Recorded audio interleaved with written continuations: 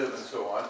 And they provide me a nice outline, say, this is how you plan it. But it turns out that most of us have done that, so this really isn't too relevant. Besides that, there's not room enough even for the simple plan I'm going to give you today.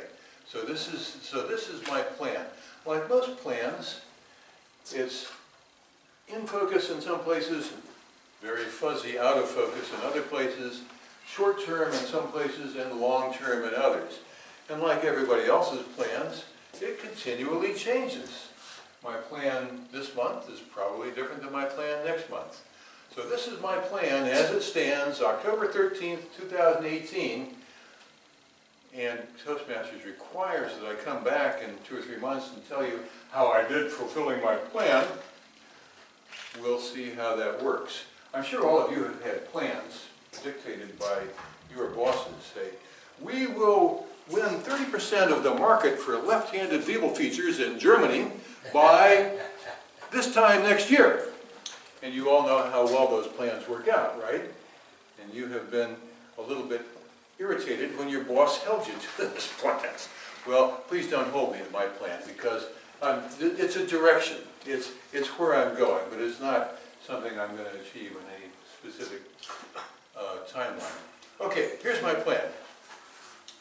How to have grandchildren. First thing, I need to educate the children I have now. I'm very involved in educating Eddie, whom you know, because Eddie jumped from Sadic to 2nd grade, and he doesn't really have the Ukrainian and the English language skills to do it. And his problems in Ukrainian bleed over into math. He can do all the arithmetic fine, but he doesn't understand the problem.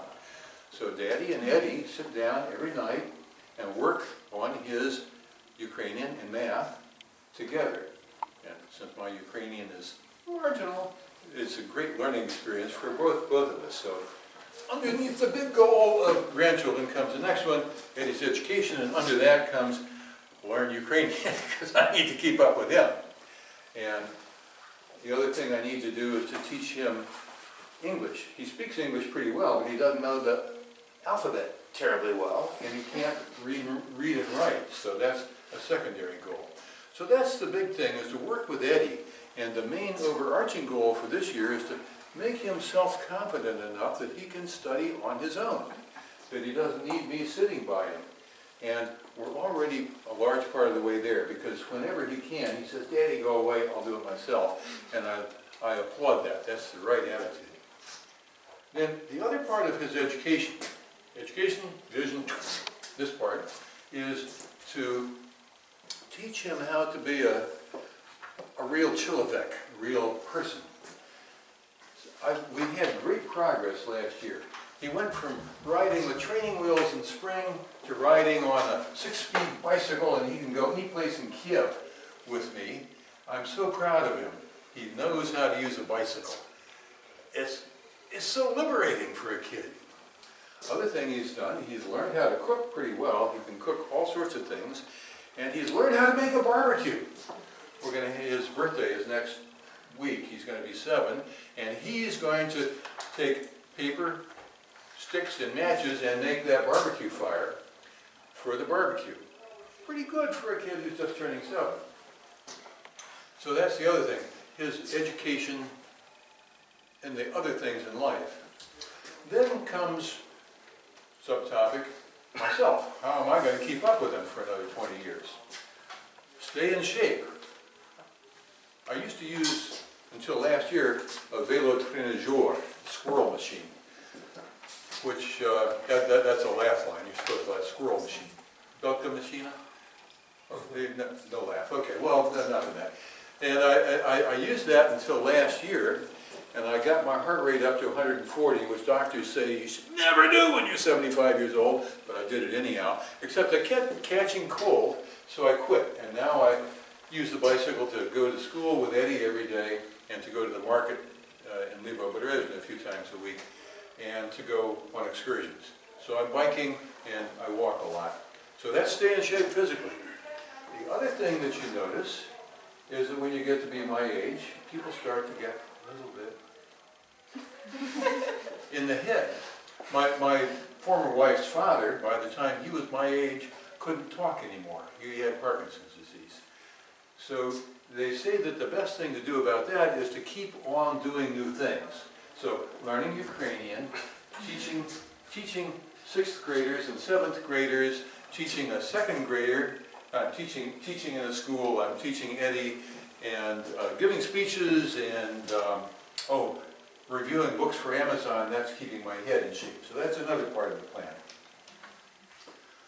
Another part of the plan is to show Eddie a model of how to live. And this is the hardest of all. I'm showing him how to live with a wife. Not an easy thing to do, but the most satisfying thing in the world if you can manage to do it right. So how to resolve differences, how to get around arguments, how to live together satisfactorily. Because if I want to have grandchildren, that's got to be part of the plan. He has to marry successfully. One thing I'm happy about, Eddie loves girls. Girls love Eddie. This is a very good start. I applaud him, and yay, go Eddie. So that's what we're doing. So we're providing a model for him how to live. Okay, so that pretty much wraps up my plan.